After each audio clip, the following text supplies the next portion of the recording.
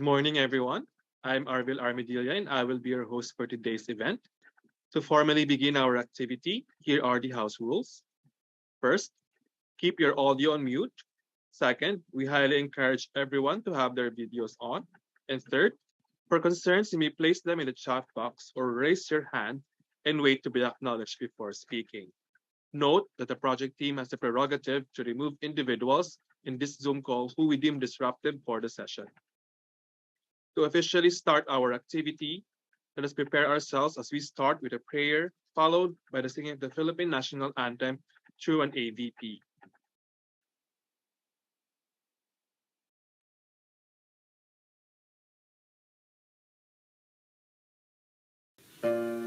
Heavenly Father, we are highly honored and blessed for giving us the opportunity to participate in this event. As we begin our program, may you grace us with eternal wisdom, humility, courage, and strength. May we anchor ourselves in gratitude and draw on your mercy. As vessels of your divine grace, we ask you, Lord, to bless all the speakers and participants of this event. We seek for your guidance as we aim to make this gathering fruitful and meaningful for everyone. May all our words and actions be for your greater glory and honor as we actively participate today. We surrender everything to you. Grant us your protection, provision, and your blessing. Amen.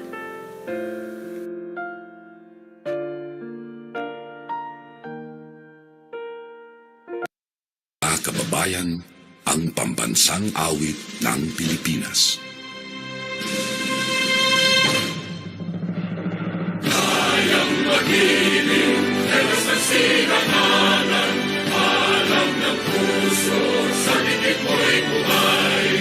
Lupang binirang, kuya ka ng magiting, sa mandulupin, di ka pasisigil, sa nagatang tutok sa simoy at sa langit mo bangaw, ay hinatang tulad, awit sa pagkayang minamahal.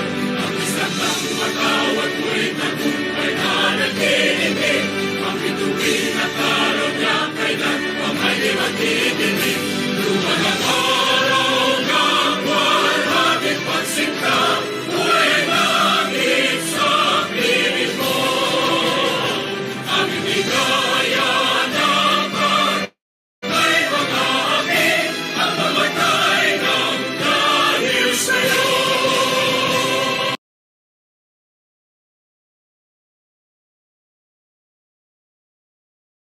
Recording in progress. Hello, everyone, and welcome to our webinar, Data Science and Analytics and Statistics in Management. We will have 4 amazing speakers that will provide their expertise in our sessions today. The third year of Sparta may end on the 14th, pero tuloy-tuloy pa rin ang learnings.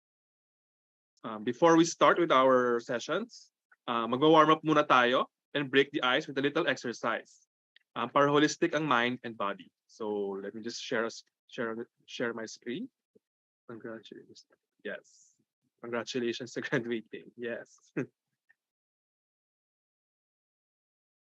Let me just share my screen. So yeah, can you see my screen? Okay, I'm guessing you can. Yes, so our interactive activity would be on hand exercises. So basically, we will need our hands, exercises nga, and a flat surface, your table, your laptop, your desktop table, or anything flat surface. So for demonstrations purposes, I will use this as my flat surface for demonstration.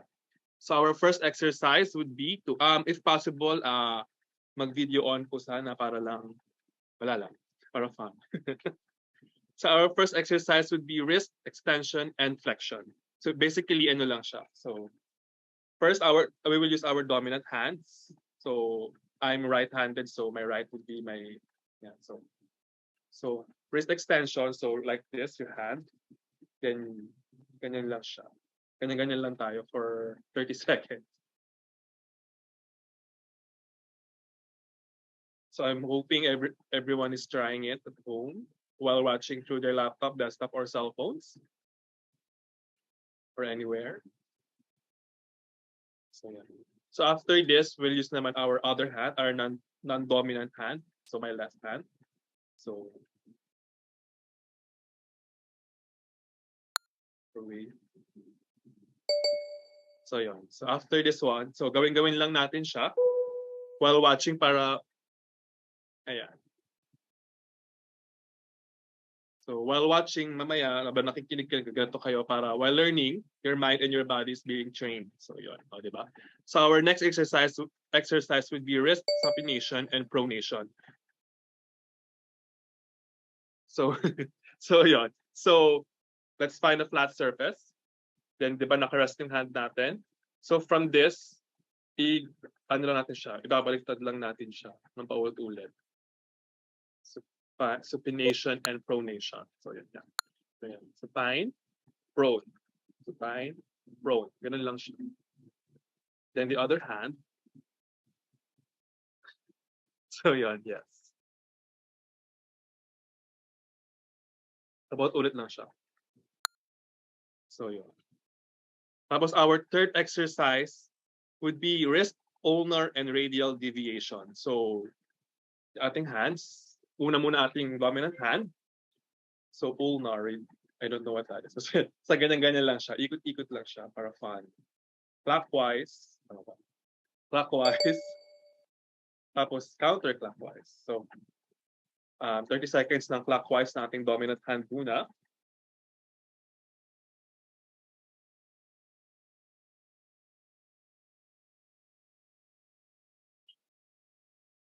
So yun, 30 seconds na yun. Then counterclockwise.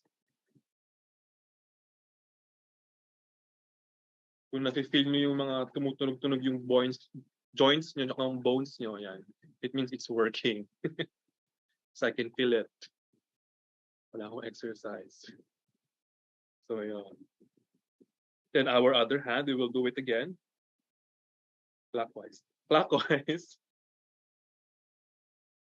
Then counterclockwise. Then after we do it, sabay naman yung hands ng clockwise. Then counterclockwise.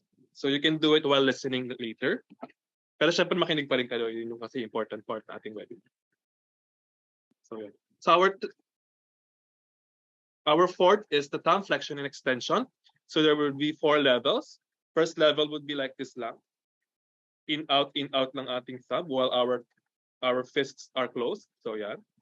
This is level 1. Wait, I'm sorry. So yeah. Then level 2 would be palm. Then repeat action. I cannot. So yeah. Repeat. Then third is the thumb to touch yung base ng bawat fingers. Then going up. So first is out, touch the small finger, then the ring finger, then the middle finger, then the index finger. So ganun lang siya. Ulit lang siya. Then the level 4, madali lang siya, is yung magta-touch yung tip ng thumb tsaka nung fingers. So yan. Yan. Yan. Ganyan. So ulit lang siya. For our flexibility and hand mobility stuff. So our fifth naman is finger stretches. So you will need a flat surface for this. So flat surface, then your hand. Then i-erase lang natin yung ating mga fingers, individual fingers. So initially the thumb, then the index finger, the middle finger, the ring finger, then the pinky. So yun lang. Yun lang. Then sabay. Yan na siya. Because our last exercise is on hand and finger tendon glide. So yun. So meron siyang 5 steps. First is to stretch out your hands, so the 5. Then close your fists. Then hook the fist. Stretch 5. Close fist. Hook the fist. Then close fist again. Then repeat lang. Ganun lang siya. Medyo something lang siya. Pautulit lang siya na ganyan. So yun. You can feel the tension sa wrist, sa wrist. So yun. So with that, sana natandaan nyo, there are 6. So wrist extension, basta yung ganun-ganun. So yun. Then we have a surprise question for 300 pesos. Input nyo sa chat kung sino unang makasagot, mananalo siya ng 300 load. Load, not Gcash, load cards. Ayan. So what is the 9th word in the full name of Project Sparta? Of Sparta pala. Project Sparta. Kindly input it in the chat box for everyone para manalo kayo ng load.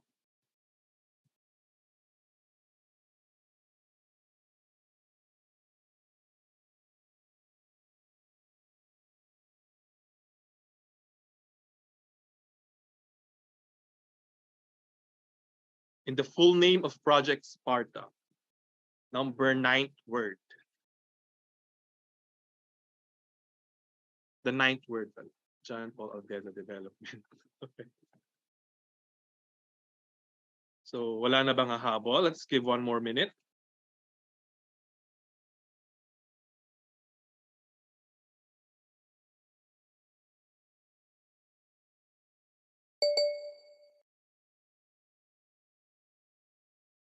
Okay.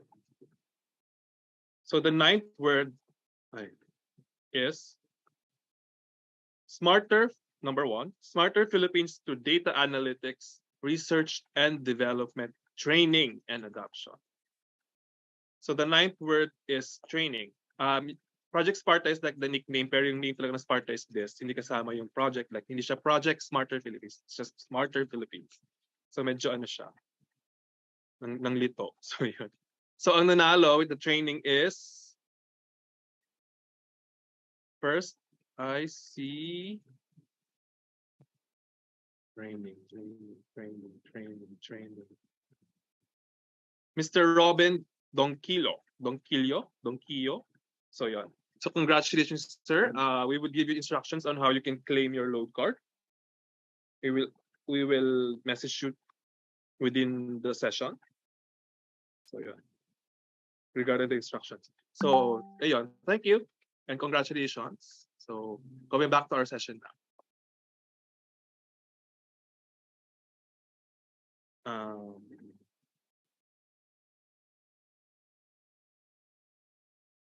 So since wala pa yung ating speaker, I would just like to share some announcements. The Smart Governance Portal is currently undergoing maintenance in preparation for the project's transition.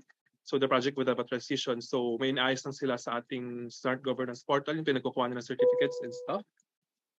Ayan.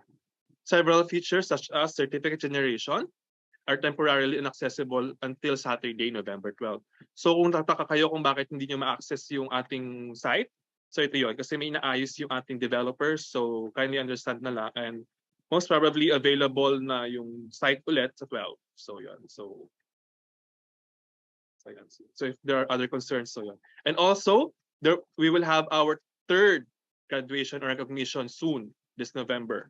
So if gusto nyo mapasali dun sa mga mababanggit sa ating recognition, pabigyan ng certificates, make sure to finish all your courses sa inyong pathways, sa 6 pathways, or sa mga micro-specializations before matapos ang November 14. So EOD yun. So kung gusto nyo ma-mention, masali sa graduation, sa recognition, you should finish all requirements by 14, before the 14th. So yun. So you can still graduate naman kahit di pa kayo tapos ng 14, pero hindi kayo masasali sa recognition or sa graduation. So yun lang. You can still graduate, but hindi kayo mention sa graduation. Kasi cut off yung 14. So, ayun. Ayan, may question. Yes, Mr. or Miss Jamie Abibas. Sir, good morning, sir. Yes. Sir, may question lang po ako kasi sa pathway pa lang po ako. Second course pa lang ako sa pathway. Tapos yung nakalagay kasi doon, dapat yung course ko na doon sa Excel, yung basics Excel, kailangan ko daw matapos by November 14. Pero kahapon lang ako na open doon sa na-confirm ko yung enroll na ako doon. Kasi kuwan ako sir, uh, scholar ako sir doon. Kahapon ko lang na-check na pwede na ako mag-start. Ngayon sir, ang question ko sir, paano sir pag hindi ko natapos sa November 14? Ayan. So, can anyone from the project team Hi, answer? Arvil. Thank you. Hi, Sir Jaime. Sorry, I cannot open my camera right now. But to answer your question, sir, number one po, we are highly encouraging you po na matapos po ninyo yung course na currently, sir, na kaka-enroll nyo lang hopefully by November 14. Kasi, sir, if ever po na by end of 2023, we will be opening po yung scholarship ulit sa mga current Sparta learners natin who have more than 3 courses or 3 or more courses po to the general public. If ever, sir, that there will be a transfer ng courses pero yung progress, sir, will not be transferred. Let us say, for example, that na-take nyo po yung course na tinitake nyo ngayon pero sa kalagitnaan lang po kayo technically hindi kayo nakatapos or nasa gitna pa lang kayo. By after November 14, hindi po magre-reflect yung progress ninyo once na i-transfer po namin kayo or i-enroll po namin kayo doon sa Linang, which is the new platform by hopefully by early 2023. And ayun po, and yung mga ma-onboard po and yung may enroll po muna namin this year sa Linang are those learners na 1 to 2 courses or yung capstone na lang po yung natitira. Salamat, sir. I hope po my response is clear. Thank you. Sir, follow up lang po. So ibig sabihin po sir, yung after November 14, yung pathway na tinatahak ko is stop talaga kasi stop na yon. By next year ulit po kayo mag-o-offer ng sir, ng another Yes, subject ba ang tawag doon, sir? that is correct, sir. No, parang magsa-stop po muna siya temporarily, but we are working double time to have a grant and project extension so that everyone po will be onboarded, lalo na yung mga currently enrolled sa Linang, sir. Bali, kumbaga hindi lang po siya possible na ma-continue this year po. So stop po muna ako ngayong 14 sir, no.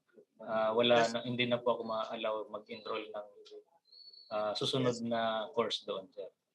Yes po, sir. That is except na lang po talaga doon sa mga learners natin who have 1 to 2 courses remaining left or capstone na lang po, which will be onboarded as soon as possible this month sa Linang, sir.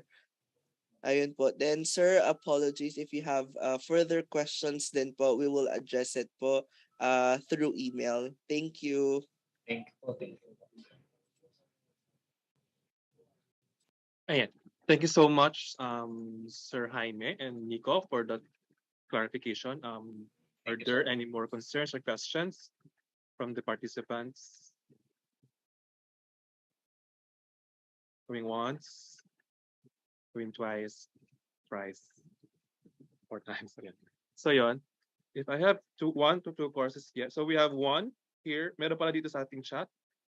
Sir, if magpasa ako ng capstone ko before November 14, 2022, check pa ba siya or hintayin ko na lang yung linaw? Project team. And another question, if I have 1 to 2 courses yet, will I have access to the previous courses on my pathway when transferred? So good questions.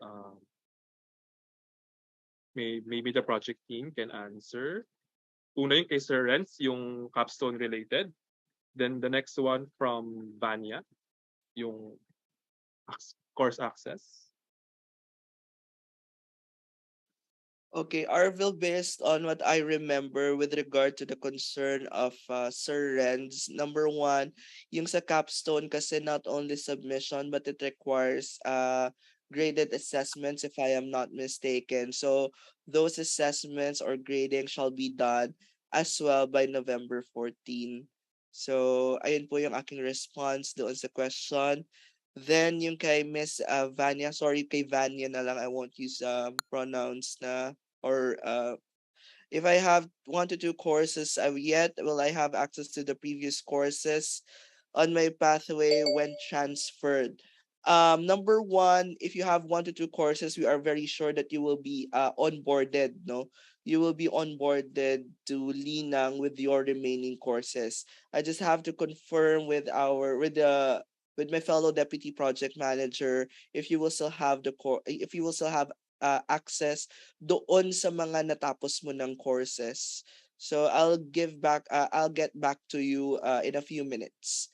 Next, hope mag-generate na ang last course certificate ko for my pathway completion. Hi, John Edward. If ever that you haven't generated your certificate, let us know, no? If wala namang kulang from your end, kindly send us an email so that we can address your certificate concern. Thank you. All right, so we'll make sure to double check, Edward. Thanks. Okay. Are there any further or any more questions while waiting for our speaker? Let us have this opportunity to be clarified with our concerns.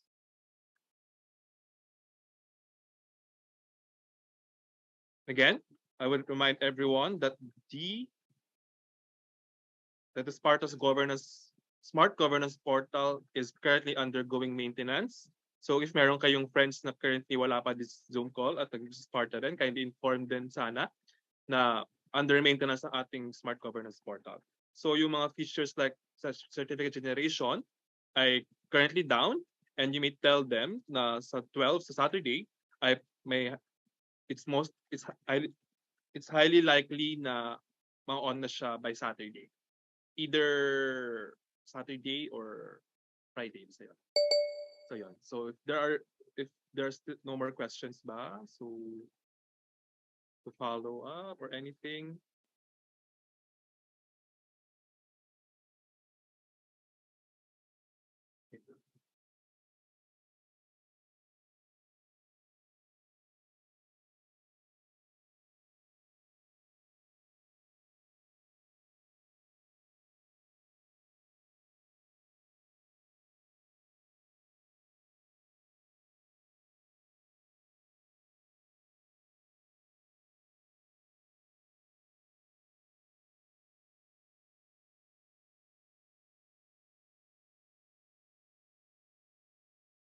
So, ayan, may mga questions. Tapos na po yung first is from LD. Tapos na po yung main pathway ko. Pwede po ba kaming mag-self-enroll to different pathway capstone? So that's from LD. Then another one from Luisa. I'm expecting some technical glitch po sa course bank. I am experiencing some technical glitch po sa course bank. I also sent an email. Hindi po kasi ma-open yung capstone instruction for 302. I already finished the quiz. Then there's another from A. Himpit. Hi, it was mentioned before that the form will be issued that needs to be filled up together with the letter of intent for those now 1 to 2 courses na lang ang natitira. Has the form been released? Yeah, thanks. So, and then there's another one from Jet. Tapos na ako ng 2 courses. Kasama po ba ako sa transition to Linang? So, before we answer this, we will answer this later for the team to clarify and make sure na ma-provide yung answers before tayo mag-lunch time. So please hold on to your questions. Itong sila LD, Luisa, Ahingpit, and Jet. And we will answer them later. Because we have now our speaker. We'll return to our topic. To our session. So yeah. Please hold on to your questions. So going back. So we would have, again, we will just show the reminders again while the session is ongoing. So the reminders are to keep your audio on mute. And we highly encourage everyone to have their videos on. And for concerns like this, you may place them in the chat box and raise your hand and wait to be acknowledged before speaking. And that the project team has the prerogative to remove individuals who we deem disruptive for the sessions. So our first topic is on the essentials of DSA and its linkages to digitalization, in Public Financial Management and Digital Government. Our speaker is a graduate of St. Louis University in Baguio with a degree in Bachelor of Science in Accountancy, and she got her master's degree in Business Administration from the Polytechnic University of the Philippines. So let's give the spotlight to Ms. Cheryl Grace Arumil. Good morning, Ma'am Cheryl. Good morning, Sir Arvil. Thank you po for this opportunity. Am I coming loud and clear? Yes, ma'am. Your audio is clear po. Thank you. So, good morning, co-learners. Thank you po for attending this session. I'd just like to give some essentials lang po. I know that you're already experts on this or have already had extensive studies on this, but I'd like to link it also with our strategic direction, especially in the government, that we are already pursuing a more convergent public financial management. And we would like now to use, among others, of course, data science and analytics, in data integration, data visualization for a better or a more efficient and effective public financial management ecosystem. So the topic for today, just some overview so that we would just know the timelines of the DSA from its history and the applications to the present times, especially linking it to my area of my assigned area, which is now finance. And for financial decisions, public financial management especially, and for the facets of PFM in terms of budgeting, accounting, auditing, revenue generation, cash management, debt management, and public sector fiscal reporting. Okay, so I'd like to share my screen. If you could allow me po. Thank you. Can you try again po, ma'am, to share your screen? Okay. Sige po.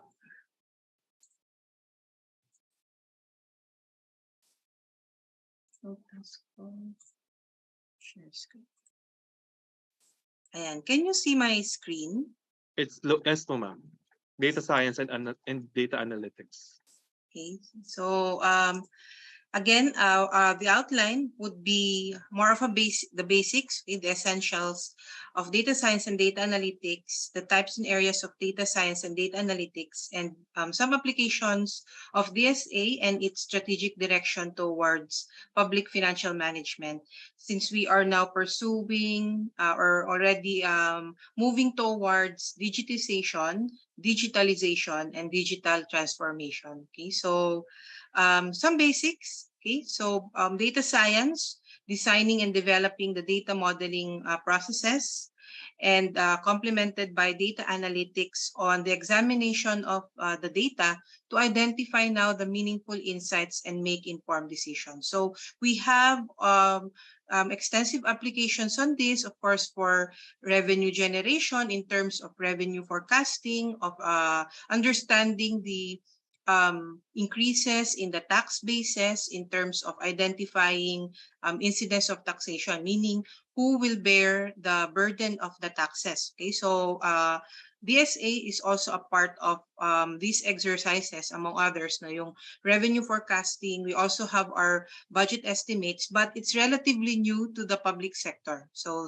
that's something po, contextually providing you that DSA, the application thereof, would just need, siguro po doon lang po doon sa maturity would be at the a descriptive stage, no, mostly, and most of the diagnostic stage for data analysis would occur at the macro level. Okay, kasi sa micro level, as you could see in our budget process, no, we only prepare for a 3 forward year na model for the budgeting, and the agencies implement those with meron pa a transition to cash budgeting system. We still have continuing appropriations, and then the current appropriations, then the next forward or budget year. So DSA, while it's already being introduced in the public sector in terms of open government and big data. Okay, so there are still na mga areas na pwede nating i-improve. That is why we are looking in the digital transformation to use data analysis or DSA to enable itong mga transformation and changes natin sa PFM. Okay, so another would be for cash management. Most of our treasury transactions are still based on standalone legacy systems, which are currently naman working pa rin naman po for the Bureau of the Treasury. But the challenge would be to really make this data more convergent so that the Bureau of the Treasury, the government can have more informed decisions on the cash balances, the fiscal position of the government at any point in time. Although there are attempts na po using also a technology to enable, we would like to also use extensively use DSA for hedge or for risk hedging, for also yun nga yung mga decisions or decision points of the BTR for investment or for repayment of debt, etc. All of these are very essential po na sana po ay pwedeng matugunan o ma-enable ng DSA. Sabi ko nga po, the maturity of the public sector use of the date of DSA is, I think, nandun pa lang tayo. Aking sapantaha would be siguro dun sa part ng paggamit ng heavy descriptive na analytics. The data science models are usually done by science and technology agencies on certain programs and projects, but not so much on the PFM. So we are now moving towards that. Okay, so we need now to build data, okay, so which comprises facts, observations, and raw information, and by itself, it has little meaning if it is not processed. So we have a hefty source of information in the public sector, in the public financial management ng data. Okay, so we have several data on revenues from the BIR, from the Bureau of Customs, from the other collecting agencies. We also have a hefty source of expenditure data from the implementing agencies, from the oversight agencies like DBM, NEDA, and DOF. But nga po yun, there is no one single source of truth for it nga po na ma-describe ang revenues and expenses as they occur. So we need something, yung technology natin ngayon, we are enabling the use of application programming interfaces for interoperability and then enabling or sustaining a core cruncher of the data, as well as sustaining it, making it future-proof, okay, so that it could now be more responsive to our needs if ever another pandemic happens, or considering now the need for public sector continuity, or in the private sector, yung business continuity planning. Okay, so just a few, maganda lang po kasing balikan. I'm a big fan of historical timelines. Okay, so I'd like for us to understand where the data collection started, or the history of data collection. Okay, so we begin with a history of the data collection, then data analysis, and finally the development of data science for our appreciation. And the history of data gathering, as you could see in the slide, would span from the use of the transactional data to non-transactional data to now high-performance computing, relational databases, data warehousing, and now, of course, yung ating big data. Okay, so for transactional data, diba, the development of writing led to the increase in the amount of data that has been collected by the world. No, the earliest form of writing developed in Mesopotamia around 3200 BC and was used for commercial record keeping, which of course yun nga, captures transactional data, which includes event information like yung sales, invoices, delivery of goods, payments, claims, etc. Okay? Around 3000 BC, the examples naman po ng transactional data, we had already the emergence of demographic data, and the earliest known censuses took place in the Pharaonic Egypt around 3000 BC, wherein large data collection operations were needed to raise taxes and armies. Okay? Now came the invention of the computer, which contributed significantly in the amount of data that is now being collected and stored. So we need now some a means by which we could manage this data. And an important milestone in data collection and storage was Edgar Codd's paper in 1970 explaining now the relational data model, which was a revolutionary breakthrough in terms of setting out how data are stored, indexed, and retrieved from databases. And relational databases, as you would know, store data in tables with a structure of one row per instance and one column per attribute. And this structure is ideal for storing data because it can be decomposed into their natural attributes. So databases are the natural technology to use for storing and retrieving structured, transactional, or operational or day-to-day operations. However, yun nga po, the context is that we are increasing in the data being generated and the data requirements in the 1990s. And so we need now to move forward. The companies, okay, the business organizations had challenges in analyzing the data, especially for those that are stored in numerous separate databases within the organization. Okay, so what they did was that they optimized these databases for storage and the retrieval of data, and the analysis would now require other technologies to consolidate this data from separate databases and would need complex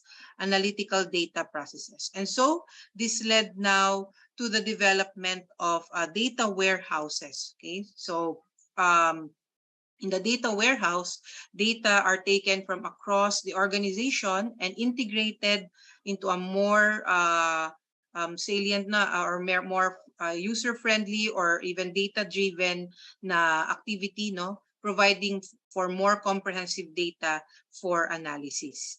And so onwards, okay, so we now look at the dramatic increase in the amount of data collected, which according to the experts, or according to yung literature na ginamit ko po, is already around 5 exabytes over the 5 millennia.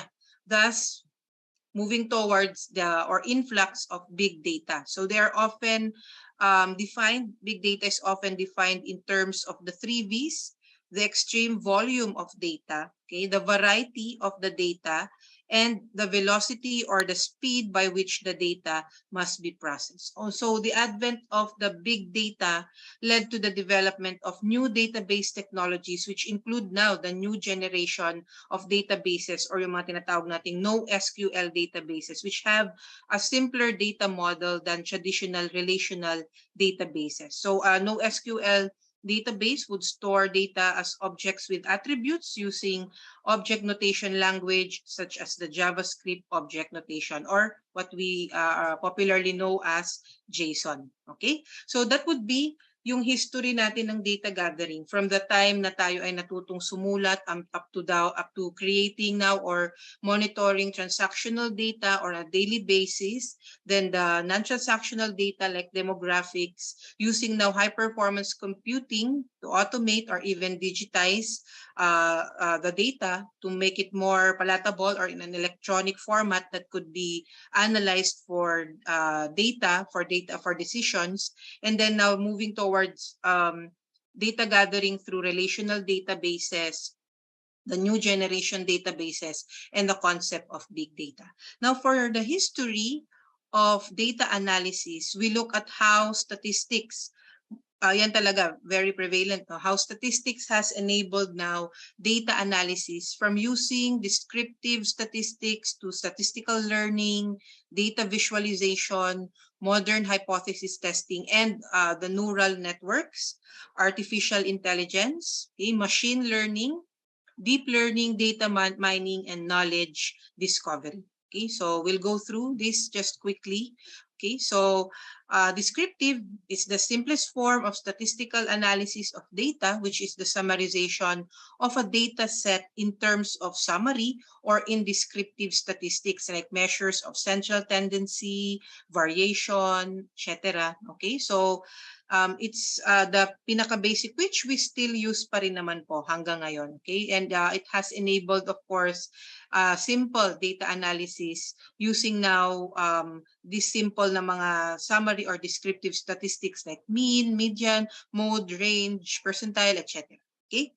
So, with the emergence now of statistical learning, okay, in the 17th and 18th centuries, the work of Laplace, I hope I said the name right, Laplace and Gauss in mathematics influenced the direction to move beyond descriptive statistics and to start nga po itong statistical learning and modern data science. And this work led to the development of several methods such as the Bayes rule and method of least squares. So we're familiar with those, which enables us to find the best models that would fit a data set. And as you know, the method of least squares provided the foundation for statistical learning methods such as linear regression and logistic regression, and the development of artificial neural networks in artificial intelligence.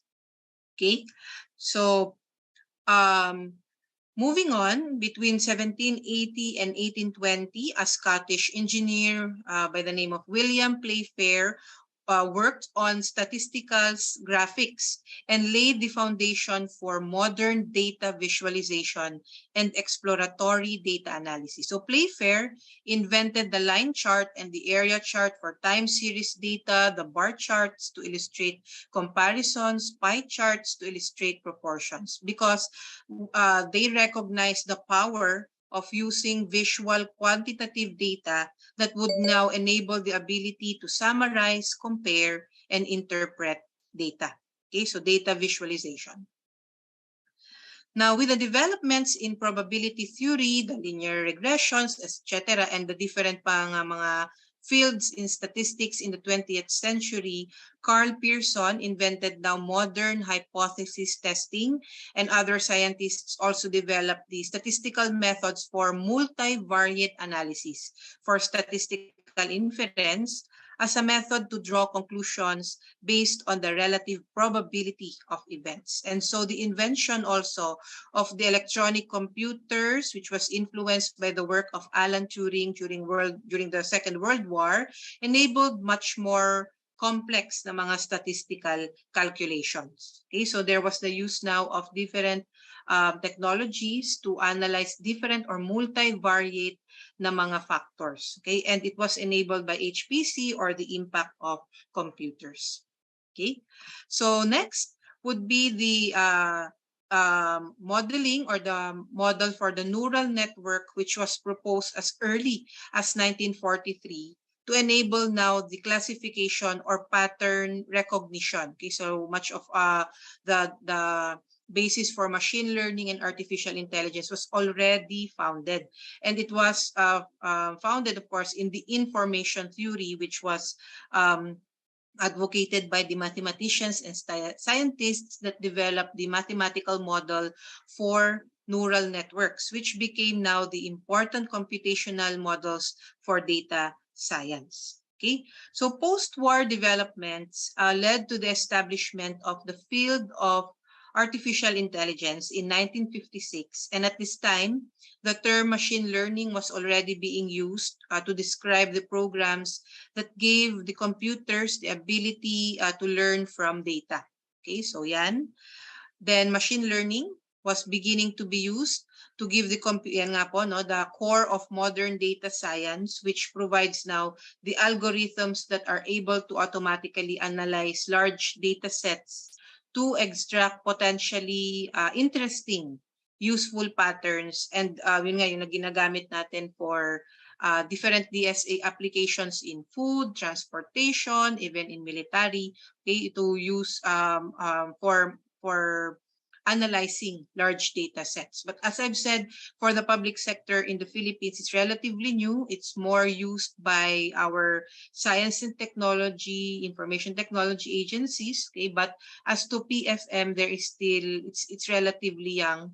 Yung maturity hindi pa ganon kalayo or ka-mature talaga yung ating public sector framework for DSA. So it's good that the Sparta is also a means for us to enable more data scientists, data analysts, data practitioners, so that now we could include it in the digital transformation din po, no, for not only for the IFMIS or the Integrated Financial Management Information System, but of course in the overall na e-government master plan or e-governance natin for the Philippines. Okay, so with the continued development and innovations for machine learning, ensemble models and deep learning na neural networks were also developed, and predictions were made using a model on neurons. Okay, so these layers of neurons, so siguro you're familiar with these, are able now to discover and learn complex attributes which will enable the patterns to be learned across the input data. So nagkakaroon ng more predictive analysis, nagkakaroon ng more decision, no, more data-driven decisions and data-driven governance. Okay. Now, aside from deep learning, we move towards now the emergence of big data. So data mining was started to be used and became now the basis for the development also of large data warehouses to house or analyze large data sets. Okay, so data mining has also been related to process mining, no, under business process management, wherein we would now analyze the different processes and the data would be used now to determine means to eliminate the wastes in production. Okay, so while the data mining and the knowledge discovery or KD in databases used essentially the same concept. Yung excuse me, yung data mining was prevalently used in businesses, while the KDD or the knowledge discovery was used for academic communities. But it's the same, no? It's mining the data in order now to gather insights and information, several patterns that we could use for decisions on financial management, on business process management, data, etc. Okay, so we move towards now the emergence of data science, which became prominent in the late 1990s to introduce now the partnership between mathematics and computer science in analyzing large and complex data sets. And models were developed now to move towards more algorithmic modeling culture that focuses on using computer algorithms to create prediction models that are accurate. So I would show you just a few definitions of data science from different authors, okay, for our appreciation. The data science would encompass a set of principles, problem definitions, algorithms, and processes for extracting non-obvious and useful patterns from large data sets. Okay, so its importance on improving decision-making, and usually they are associated, the data science is associated with artificial intelligence and machine learning and data mining. Okay, so yeah. So data science is also defined as capturing, cleaning, yun nga, no, yung ating process lagi, cleaning and transforming of unstructured social media and web data. And pinanggagalingan po natin ng data and uses now big data technologies to process this big unstructured data. So we build models for them, we build frameworks, and to be further na nga po, to be used more intelligently or more intuitively by the data analysts. Okay? So it's a new discipline that combines elements of mathematics, statistics, computer science, and data visualization, a means of extracting information from data sources, devoted to data exploration and analysis. Kasi database exploration and analysis, because we are looking at its potential to analyze large data sets. Okay? Another would be, it refers to the extraction of actionable knowledge directly from data through either a process of discovery or hypothesis formulation and hypothesis testing, more on high performance computing, more on also using different correlational technologies, statistics, etc. Okay. Now, we look at the definition of DSA as a whole, okay, provided by several authors, that it's a systematic study of digital data using now statistical techniques and applications of computer science to make sense of vast amounts of dynamic data and extract information that will lead to new knowledge that can provide actionable insights for decision makers. Okay, so we've in the government, okay, yung closest na meron tayo siguro ng DSA po talaga would be the open government data. Most of the data coming from the different websites, especially for revenues and expenses, would have a time lag kasi, no? Yun yung ating ginugol to have near real time na data generation so that we could also have real time decision making. So at any point in time, if the president or if the oversight agencies would wish to know how much of the budgets have been utilized so far, okay, we would have ready data. So yun yung ating pong ine-envision to enable through a transformation that would start from digitization, if it's something po na that's the pinaka-marginal change natin na scenario, moving towards being adaptive using now digitalization.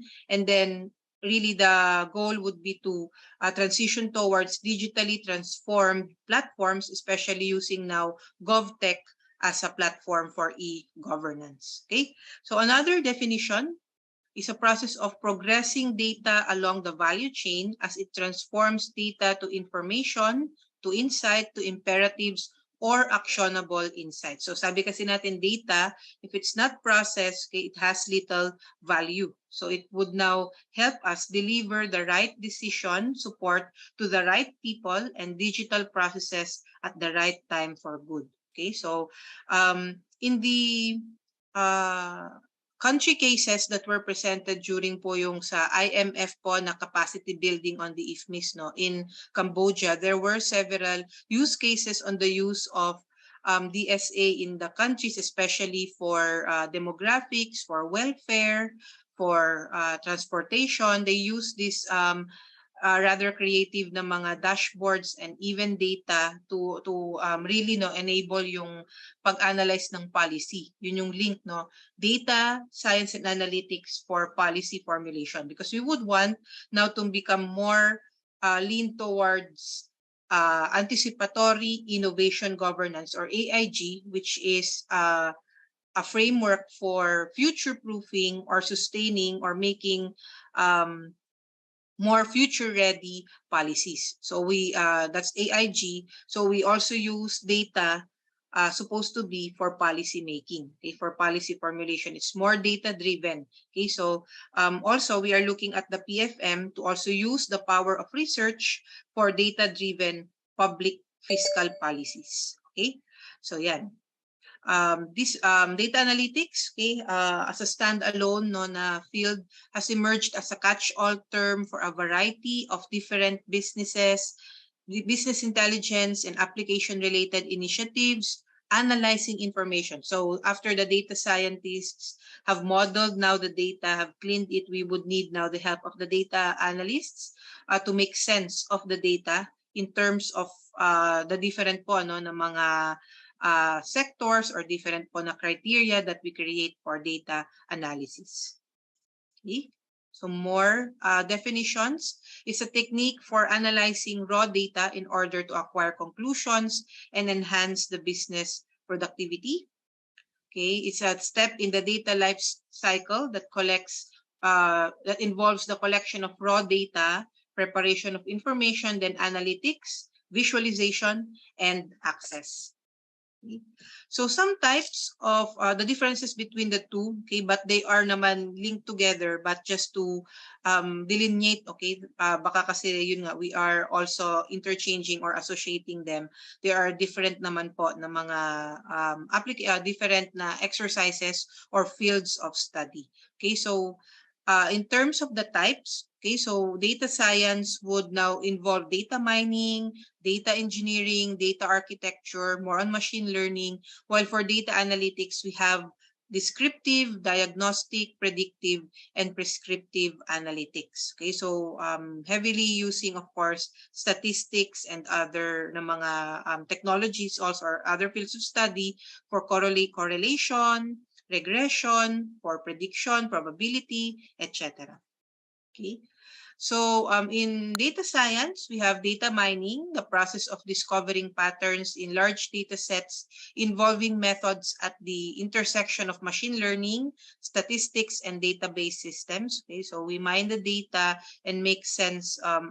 We mine the data in terms of models, in terms now of annotations, in terms of frameworks that we could use for informed decision making. Okay, so data engineering, a domain dedicated to building and maintaining data systems for overcoming data processing bottlenecks. Okay, so we have also data architecture, overall design and ecosystem for data structures, and machine learning, a method of designing a sequence of actions to solve a problem that automatically optimizes to experience with limited or no human intervention. So pattern analysis, etc. Okay, so mostly the data science competencies would be required in terms of creating now architectures for enterprise, right? Like for IT enterprise, for data architecture. Okay, we also have for the process automation, for robotics, etc. Now we use data science heavily for the models, no. But sabi ko nga po, this is just a normative po na point of view. The public sector is still rather young na pagdating po sa DSA. So ngayon po meron nga pong initiative, I think, for the DSWD for making more responsive digital payments, and with and partnering with several na mga banking institutions like the Union Bank and development partners like World Bank to make now yung pag-release ng ayuda more more effective, more efficient siguro, no, using technology, using data also to map out areas for improvement or areas for interventions. Okay? On the other hand, we have data analytics. Sabi natin yung descriptive analytics, the descriptive statistics, okay? Describing the data. Now, diagnostic analytics would now examine the data to identify the root cause of an event, the systemic cause or underlying cause, okay? And then predictive analytics would now use predictive models to predict future business outcomes and trends. Okay, more than forecasting, we predict now the different scenarios. Okay, and so that we could use backcasting to determine the strategies for this scenario. So we need predictive analytics, especially also in policy formulation for fiscal policies, for tax and expenditure policies. Lalo na yan sa tax policy. I know the tax authorities are heavily using naman econometric statistical techniques, econometric models, etc. to determine now the real incidence of taxation. Kasi yun po yung kailangan natin pong i-maintain. In any taxation system, we need to maintain the horizontal and vertical equity of the policy. So we would need data to determine whether or not the middle income taxpayers would still be the large source of taxes for the Philippines, okay? Or the predictions or the scenarios also for the sin taxes, okay, or the excise taxes on certain inelastic goods, or those goods na still to be patronized even if the prices increase, no, due to certain tax impositions, inflationary effects, etc. So like those na yung sa mga sin taxes natin on cigarettes, on vape products, or on heated na mga tobacco products, also for those na mga involving alcoholic beverages, etc. So there's really a need for us ito, no. The tax authorities, of course, use these models, pero maganda rin sana that if we enable now DSA to be used for policy making in terms of determining or mapping out the real na implication of a tax policy in terms of additional na revenues, a change in the tax base, a change in the tax percentage or tax rate, or maybe even yun nga, determining or changing the situs of taxation, the object of taxation, and the incidence of taxation, where kailangan talagang may horizontal equity. Okay, so those who earn more can be taxed more, pero yun nga, understanding ano naman yung behavior, ano yung consumption, purchasing behavior that would affect the ability of these taxpayers to contribute to the revenues that are being generated. Okay, so as of now, of course, meron tayong revenue forecasting. Revenue targets are naman based on scientific estimates, on scientific naman na determination of macroeconomic issues, conditions, tax expenditures. Okay, yung mga tax expenditures are the revenues forgone when we have certain na mga binibigay na tax incentives. So all of this, di ba, napaka-rich ng ating data for analysis sana for policy.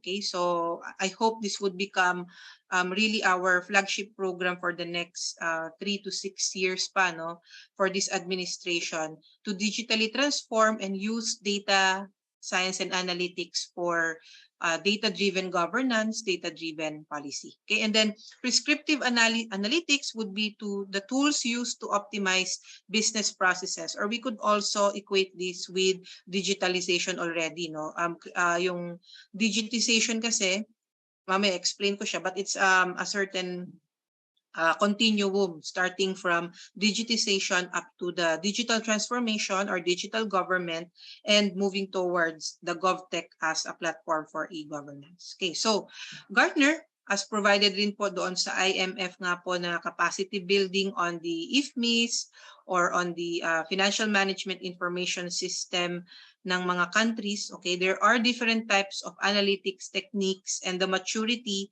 you could see here from descriptive, just what happened, okay, diagnostic, why did it happen, predictive, what will happen, so it's more now on looking at decisions, okay, and then prescriptive, what should we do, creating now more data for decision support, decision automation for action, no, yung ating call to action. Okay, so as I've said kanina po, yung public sector natin in the Philippines, in my opinion lang po, is still siguro nandun pa rin po doon sa mga early stages ng descriptive, diagnostic, predictive, but not really using pa yung potential talaga ng DSA in terms of policy formulation, implementation, and even nga po yung future-proofing our regulatory frameworks, our budgeting, our budget programs, our medium-term expenditure frameworks, no, yung ating pong point of view is more on strategic, still around 3 to 5 years, but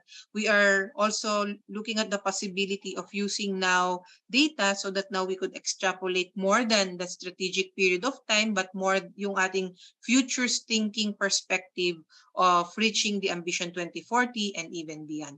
Okay, so those would be the differences of data science and data analytics in terms of the types. Now, for applications, okay, while they are complementary to each other, no, in general, data science becomes now more useful when we have a large number of data or when the data patterns are too complex for humans to discover and extract manually. Kaya nandiyan mostly yung mga applications of modeling now, different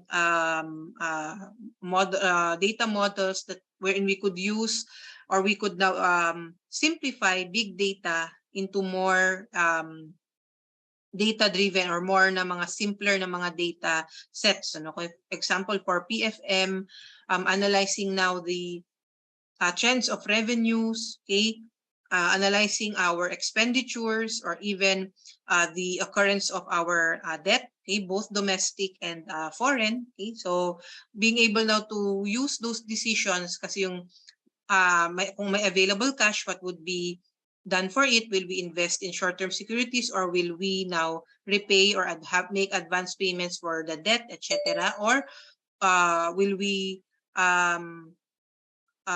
include this in the debt sinking fund to support certain na mga loans, etc. Okay, so it's really we really need yung DSA in the government. Okay, so we need lalo na sa government that we have predominantly semi-manual. Ngayon, dati manual, pero ngayon may semi-manual kasi merong mga stand-alone legacy systems to support yung data generation, yung data analysis. Pero yun nga, semi-manual, fragmented pa yung ating PFM ecosystem. And ganun din yung ating data. Okay, fragmented kasi yun nga, no single source of truth. That's why during the assessment ng public and ng World Bank and our international development partners on the PFM ecosystem of the Philippines, they found out really that we had no budget reliability. And yun nga, budget predictability was low also in their assessment kasi there was no way for us to determine the real amounts or revenues and expenses as they occur. Although meron yung mga in-year and mga year-end na mga reports, okay? They are only consolidated after a period of time. So even the consolidation of the financials ng government are still being done semi-manually because we have certain na mga stand-alone legacy systems like ENGAS that would now gather all the journal entry vouchers, but that would still require significant period ng oras, no? It would take up much time, and yun nga, sometimes it would no longer be relevant for decision making. Kasi yung ating pong model also for budgeting, we implement it on a 3-year basis. We create now forward estimates for the next 3 to 4 forward years based only on certain macroeconomic assumptions like inflation, the usual na mga macroeconomic indices natin, but really, yun, it's more on heavily incremental yung dating ng ating mga budget increases, no? Yun yung sigurong kailangan natin. Although meron na tayong mga reforms in budgeting in terms of performance-informed budgeting wherein it's more results-based instead of just being outcomes-based. Pero we need more data para mas data-driven yung ating mga expenditure frameworks. Even our priorities framework na nilalabas ng ating DBCC. There is a degree of science naman po, no, and statistics doon sa paglabas ng ating mga economic managers ng kanilang mga assumptions for the fiscal program, for the fiscal targets, for the revenues and expenses in the year, for our macroeconomic assumptions. Okay? Pero yun nga, hindi pa masyado siyang ginagamit heavily yung emerging technologies on DSA. Okay, so ngayon, with the mandate from the President for us to move forward digital transformation, we hope that yun nga, DSA will be included as a big part of it. Okay, so yung grupo namin sa DBM is also supporting the PFM committee on this by providing the necessary po na mga information on the projects that we need to have and the strategies that we need to have for the digital transformation. Okay, so just an overview of the data analytics process. This would just encompass the bottom line of the slide, would just show that we define, of course, the data question, we scope the data, we clean the data, we transform it, and then we build a narrative, a myth, a metaphor on that. Okay, so we create the narratives from the data. Okay, then applications of data science, diba, yung sa, for example, the clustering in the private sector, it's very important to know who are the customers so that their behavior, their purchasing behavior would now become a basis for your supply and sourcing decisions, your product changes, etc. Okay, so we also have anomaly detection, especially for determining fraud. Now, in the government, it's very important na meron rin sana tayong DSA. So we have certain, ano nga po yung mga normative po na mga models for auditing, di ba? We use now data science to determine sana yung behavior. Yan po yung mga moving forward po sana ng PFM then, which includes auditing, because for the longest time, of course, in the government, the auditing was based on policies that are dominantly manual. no? Even the policies are meant for manual procedures. So wala yan. Ngayon pa lang tayo nagkakaroon ng mga issuances or rules and regulations on digital signatures, on electronic payments, because for the longest time, the policies in the government were focused on the manual procedures. So as we are now evolving towards digital transformation, we need now to use technology, and yun, DSA can be a means of identifying anomalies in transactions. Diba? Meron po tayo yung guide. Me as an internal auditor, as a certified internal auditor, would always look for patterns. And so data would now create, data science and analytics would now enable that analysis of or the detection of those patterns. Okay, like for example, there would always be in fraud na sabi po, no, based on a certain theory na in fraud, in auditing, meron pong certain pattern ng numbers lang po na ginagamit or mostly would show you a pattern already na merong irregularity.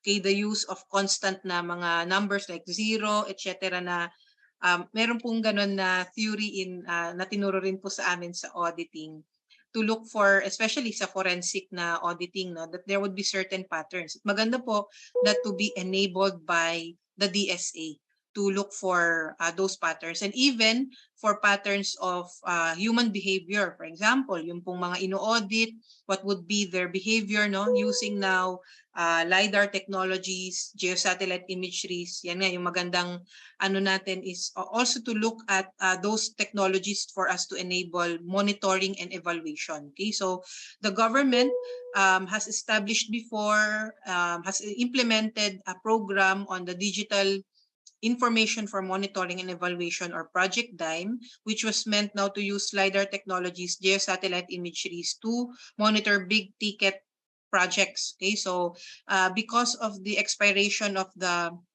MOA with DOST on the geosatellite imageries, it was terminated, but our group is now currently planning to revive it to serve the purposes of open government partnership and fiscal openness. So yan, I hopefully na ma-revive po ito so that we could now monitor yung ating mga road networks, seedlings, yung ating mga big ticket programs on facilities, education, infrastructure, social welfare. Okay, so that's one application of data science. Also for rule mining, okay, so we have, yan nga, do you want fries with that, to anticipate certain consumption purchasing behavior for us to determine new trends, new product lines, new services, new goods and services for the public sector.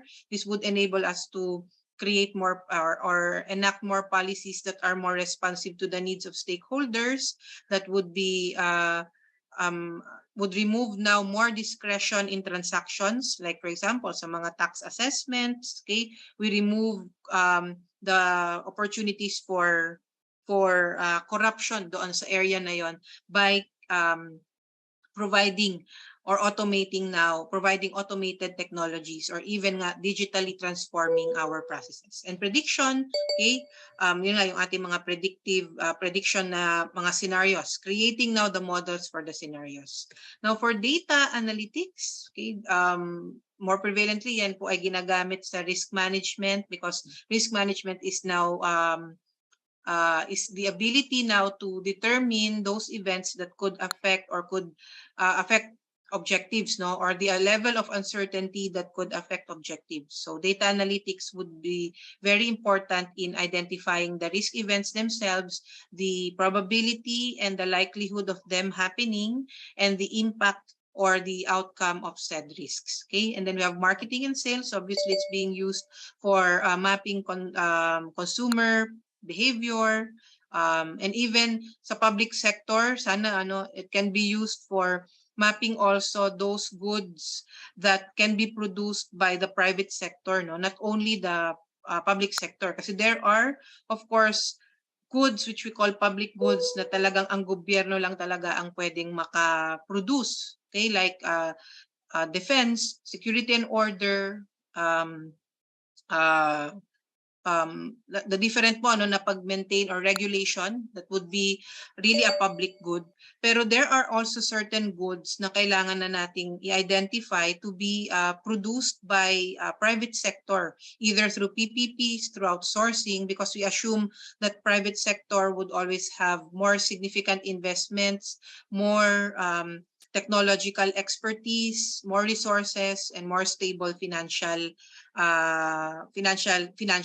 for support of these projects. Okay, so maybe DSA can also be used to determine the real demand for public goods and services, so that the government or the public sector will not over or underproduce certain goods and services. Kasi yun po leads to government failure. Okay, so yan. Then product development would be for, of course, to deter obsolescence of your products, you would have now to identify their value to the stakeholder, and you could use data for that. Forecasting, in the PFM, we use, of course, sana nga na magamit ang DSA for forecasting of more siguro, more futures thinking perspective for revenue forecasting, for budget estimates, for cash management, for fiscal reporting, and even for auditing. Okay, so yan, and then budgeting. Okay, so just a few more slides. Okay, so we have the stark differences between the data scientists and data analysts. Okay, so the data scientists would now develop custom mathematical models and algorithms to apply to the analysis of data sets. They measure the usefulness of newly discovered data and recently deployed data discovery algorithms. So they essentially create the models, they create the algorithms, while the data analysts would now use statistical tools to interpret the data while paying attention to trends and patterns to make sense of them, of course, and mines the data from these primary and secondary sources and would reorganize them into formats that are useful for analysis. Okay. So yan, data scientists would create the systems to mine and analyze the data. Okay, they develop and use predictive modeling to solve problems, while data analysts would now design and maintain the data systems and databases, prepare reports that offer data-supported insights, trends, etc. Okay, the data scientists would design, build, and maintain the data and analytical infrastructure. They would create the sophisticated analytical models. Okay, essentially, ganun, the one would be more on the science, and the one would be, or the models, and the data analyst would be more on making sense out of the information or data. Okay, so yan. There are certain job roles that have been identified for analytics-enabled jobs and data science jobs. Okay, so just for your information, you could just scar through this as part of your readings. Okay, and then we have the competencies that are needed to enable data scientists. As you could see, it would involve a myriad of competencies, and also naman kailangan pa rin naman ito for data analysis, but we would like to enable more data scientists, of course, in creating now more data models, in establishing those data analytical frameworks and architecture.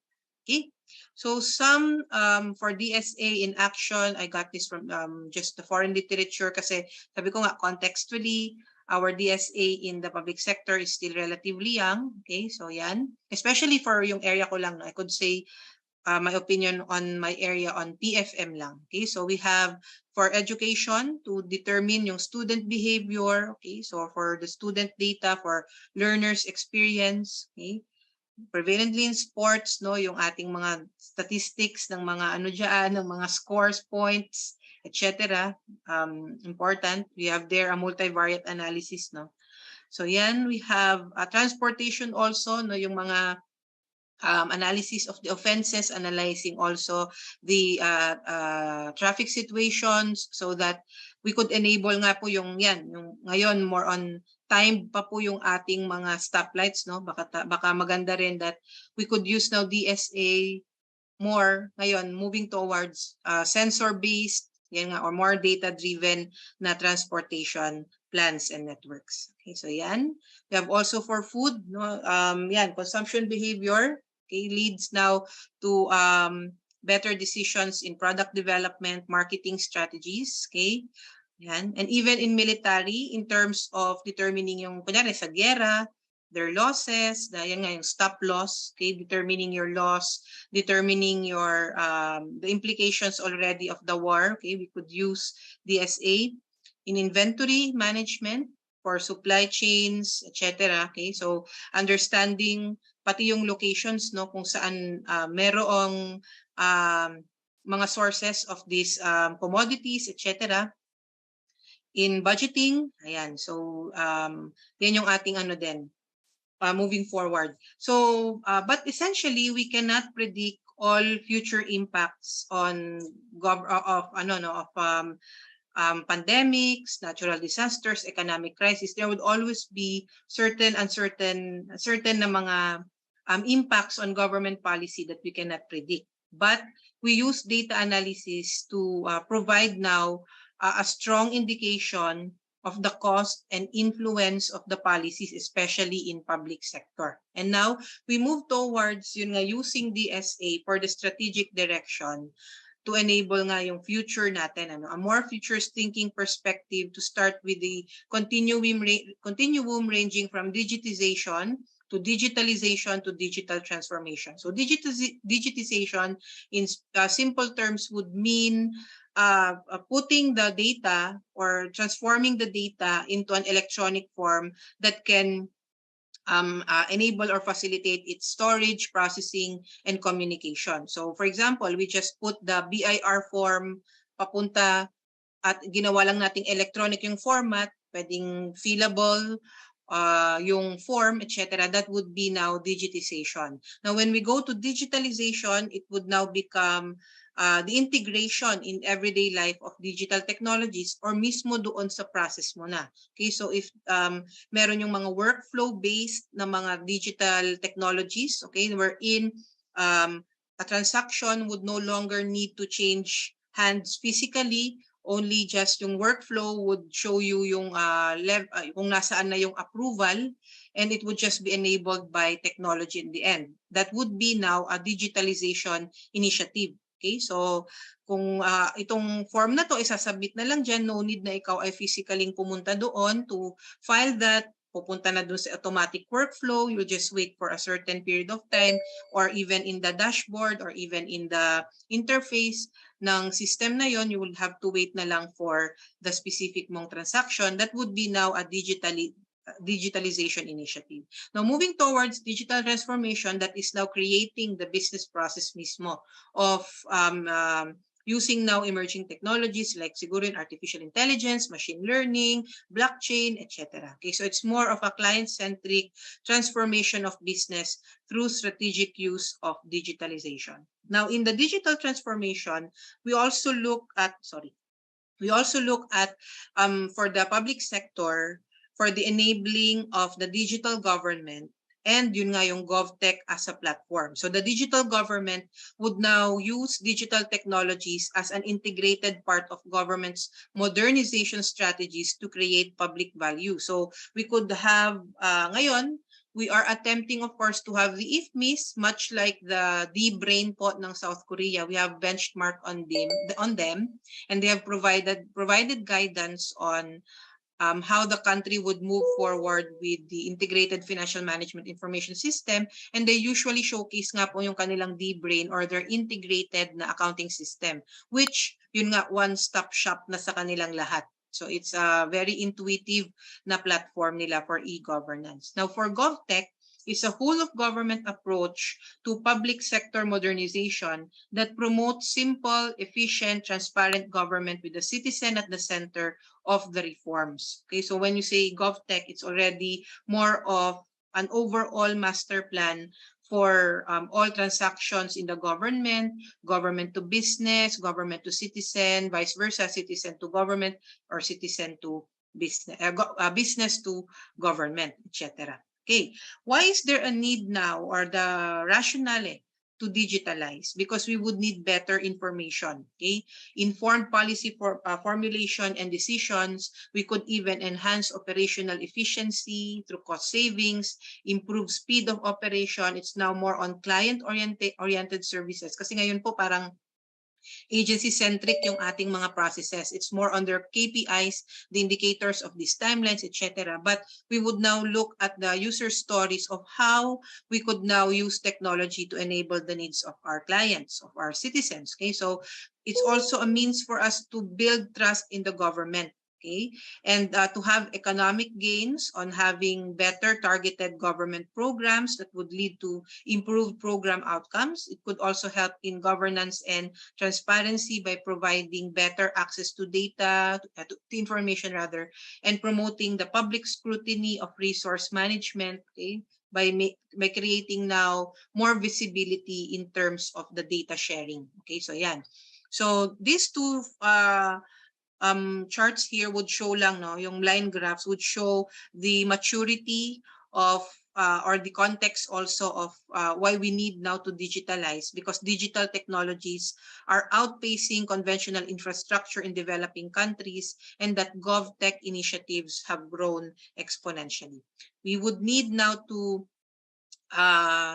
maximize or take these opportunities, no, for financial management in digitalization in PFM, because the finance use of integrated data would enable now in-depth analysis of data groups by sub-themes, okay, by themes, and that would make it easier din para sa ating mga policy makers and legislators to enact the right laws, okay, for the right stakeholders at the right time. Okay, so this would also enhance current evidence-based and understanding on policies and programs, would take a more futures thinking perspective or a longer-term view of the current issues instead of just the strategic or administration lang, no, na agenda. And it would help us investigate also different na mga issues and challenges for the in the futures of PFM or in our rendering of services of public goods and services. Yan. So you could see here the opportunities of digitalization would start from the creation of the fiscal framework, from the macroeconomic modeling to revenue forecasting to revenue and expenditure monitoring up to policy analysis. Then creating more data-driven or supported allocation decisions for budget preparation, budget execution, digital payments, yan, mga transparent procurement, no? With ngayon, meron na po tayong ginagawang modernized Philippine Government Electronic Procurement System. Pero yun po, niro-roll out pa lang po siya as for pilot, no? Then we have accounting and reporting that would create now transparent, timelier, and accessible reporting, one single source of truth, consolidated government point of view, okay? So, and it's more near real time, okay? Then we have for audit, performance evaluation, fraud detection, and risk analysis, especially for determining those high risk na areas where we would need to focus audit intervention. We would need to focus audit so that we could come up with audit recommendations. Okay, so digitalization offers the potential also for developing countries to leapfrog to digital government. So I think the OECD provided for the digital government policy framework that it's supposed to be foundational and transformational. So dyan po, pumapasok po talaga doon sa foundational, the use of DSA, yung data-driven public sector. Aside from, it should be digital by design already, yung digital government. Okay? And we use government as a platform already, hindi mga standalone legacy systems. Okay? We are attempting now to link all of them through APIs, but we would now sustain it in the future by creating a more future-proof na core. And it's open by default, okay? Transparency, open government, etc. Then it should be transformational, meaning we focus on the client, on the user, and it's more proactive. At yun po, we deter obsolescence by creating a future-proof digital government policy framework. And we do that by already anticipating yung ating mga scenarios and even those na mga key drivers of change that could affect now the future of digital government. Okay, and the fundamental building blocks for digitalization as provided by IMF, we need to have governance structure. Ayan, we need data governance for DSA. We need key legislations in DSA. We need digital infrastructure, digital literacy, and skills, and of course, the digital tools, di ba? Ang paniniwala natin lagi dapat siguro ang digital transformation would be more people rather than technology. So we change the mindset, we change the culture, and we do that by having data-driven na governance. Okay, so yan.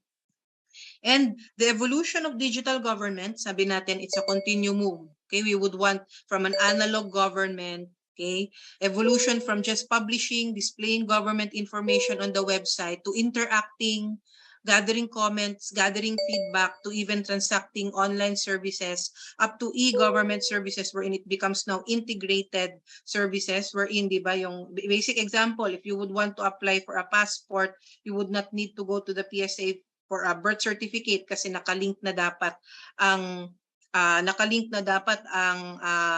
certain na mga data natin doon for capturing sa passport, etc. That could be an example of an integrated service already sana, no? Linking of these databases for government transactions. And then we move towards digital economy, digital society that is enabled by GovTech. So yan na po yung ating okay? So goal. And we would want to have these critical success factors for a GovTech-enabled transformation if we have a top-down strategic whole of government orientation in digital transformation. We have a robust institutional governance and data framework. We secure also high-level political and senior civil servant leadership. We establish a conducive policy and legal framework for data, for digital transformation, and we leverage adoption mechanisms to the different drivers of change and adopting now a more futures thinking perspective, looking at outcomes orientation that would put our citizens or users first. Okay, so my last slide would be quoting this from this author. The key to effective DSA is finding the right data, and every successful data science project begins by clearly defining the problem that the project will help solve. And it would be through continually asking our questions in terms of analytics. Did we ask the right policy or research question? Did we find the relevant data? Was the data really fit for the purpose? Or did we employ the right statistical techniques? Or did we make the right decisions? Or did we make the right conclusions for the proposed policy governance, policy direction? Okay, so I hope I was able to give you an overview of the use of DSA in PFM. It's relatively young, and also the overview of the historical timeline so that we could just be aligned on saan ba nanggaling talaga tong data gathering, data analytics, data science na ito, the data collection, etc. Okay, so I hope I did not rush through that, and just also asking your collaboration also in our directions of government towards digital government. So yan. Thank you so much. Ayan. So I would stop sharing and turn you over to Sir Arvil for announcement. Thank you po for making me part of your learning journey. Peace be with you all. Salamat po. Thank you so much, Ma'am Cheryl, for your topic on essential of DSA and linkages to digitalization in public financial management and digital government. It truly is important to understand the basics, the essentials, not just in DSA. Kasi like me, ang tagal ko na sa project Sparta pero nalilito pa rin ako sa difference ng data science, analytics, and DSA. So with Mom's topic, medyo naliwanagan ako yun. So, very comprehensive siya. And if we have a good foundation, our growth and development would be more stable. So very good talaga to have a very firm foundation. It's also important to know the history so we know where it started and we'll have an idea where we are heading. It is also nice to know the applications of DSA in statistics, not just in public and financial management, but in an array of fields. Kanina nga di ba minention ni Ma'am na pwede din siya ma-apply sa traffic management, sa stoplights. So I was like, that's cool. So yeah, it's amazing. Kasi before I thought stat is just another math-related course in college that I needed to pass. So yeah, so kailangan natin tanggalin yung stigma relating sa math tsaka sa statistics. Kasi yes, mahirap siyang subject pero malaki yung ROI like itong example nga ni ma'am na it's very applicable to many fields. So if we're good with it, malaking benefit niya for us. So yun. So with one topic done, we may now have our lunch. Before we will have our lunch time and adjourn, let us first address muna yung mga concerns earlier, yung mga questions before nag-start ng talk si ma'am. So I'll just read the questions and can anyone from Project Sparta enlighten our participants? So the first question was from LD Papna. So yung question niya is, tapos na po yung main pathway ko, pwede po ba kaming mag-self-enroll to different pathway capstone? Can anyone from Sparta address the concern? Sorry, Arvil, can you repeat the question, please? Tapos na po yung main pathway ko, pwede po ba kaming mag-self-enroll to different pathway capstone? Okay, I'm not sure on how the participant meant of the different capstone, but once you have finished all your core and elective courses in your main pathway, you may already enroll naman na yung iyong capstone project, which is required for the main pathway that you are enrolled in. Thanks. So we have another one from A. Hingpit. It was mentioned before that a form will be issued that needs to be filled up together with the letter of intent for those na 1 or 2 courses na lang ang natitira. Has the form been released yet? Thank you. Hi, we will be releasing the Google form this week. No, we just finalized the content and the template for the commitment to graduate yesterday. So expect that this will be published anytime soon. Thank you. Another one. Thank you, Nico. Tapos na ako ng 2 courses. This is from Jet. Tapos na ako ng 2 courses. Kasama po ba ako sa transition to Lina? All right. If you have finished 2 courses, it depends, no? Number one, if you are referring to a main pathway, definitely not. Considering that dapat yung dalawang courses ay remaining na lamang po. However, if I am not mistaken, there is this micro-specialization pathway which only requires you to take 4 courses. So if your enrolled microspec or main pathway is applicable to that particular micro-specialization which requires only 4 courses, then you will be qualified to be enrolled or to be onboarded on Linam. Okay? Pero medyo mababa yung probability nun. So let us check about that, or you can check with your platform. Thank you. So another one is from Luisa Lichia. I'm experiencing some technical glitch po sa course bank. I also okay, answer na po pala siya. Never mind. For those who already, this is from Jeff Tech. For those who already finished courses in micro specialization, automatic na po ba kaming makakasama sa graduates or do we need to register or enroll? Okay, with that, if you think you have already finished all the courses required in a micro specialization, there is no registration on that, but we will be able to track that through the read server that we receive from Course Bank. So if you think natapos nyo naman na po through the Course Bank, you have the certificates of those courses, we will be informing you after November 14, and we will be sending you an invitation to join us on the recognition ceremony. So if ever that you will not be receiving, we will be posting kung kailan namin isi-send out yung emails. Then if ever that you were not able to receive the email, please do email us at sparta@gap.edu.ph. So something that you can look forward to after November 14th. Thank you. So we have here from the chat box, is there a chat room where we can contact mentors if we have questions about courses and pathway capstones? We still have to reach. Number one is the primary platform in order for you to bring out your concerns with regard to the specific courses or content of the courses are the discussion boards. That's number one. Second is we have the Facebook community Project Sparta PH that you can join, wherein you can directly ask some of the scholars or learners and some of the subject matter experts which are part of the Facebook group. So for reference, our information officer will be sending you the link of the community through chat. Ayun. So, ayan.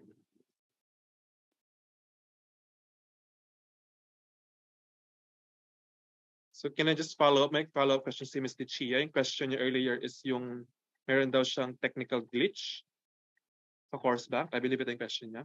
I also sent an email, hindi po kasi mo-open yung capstone instruction for 302. All right. I'm not sure if you have emailed learn@coursebank.ph, but if ever not, siguro baka ano lang to, case to case lang na nangyayari. So I will let our information officers as well to get your information and concern to specifically deliver this to Coursebank and address. Thank you. So we have more questions incoming. For further questions, you may email sparta@dap.edu.ph and we will try to answer your questions as fast as we can. Returning to our session, we will now have our lunch time and adjourn for the meantime. See you later at 1 p.m. for 3 more informative topics and another interactive game na this time interactive talaga siya, mas fun siya compared to earlier. You may opt to rejoin or stay at this Zoom call would remain active during this lunch period. So see you ng 1 p.m. Sana masarap ulam nyo guys. So yun. So you may stay or you may rejoin na lang later. So kasi naka-on lang to. So you may rejoin or thank you. Enjoy your lunch guys. Again, it's sparta@dap.edu.ph.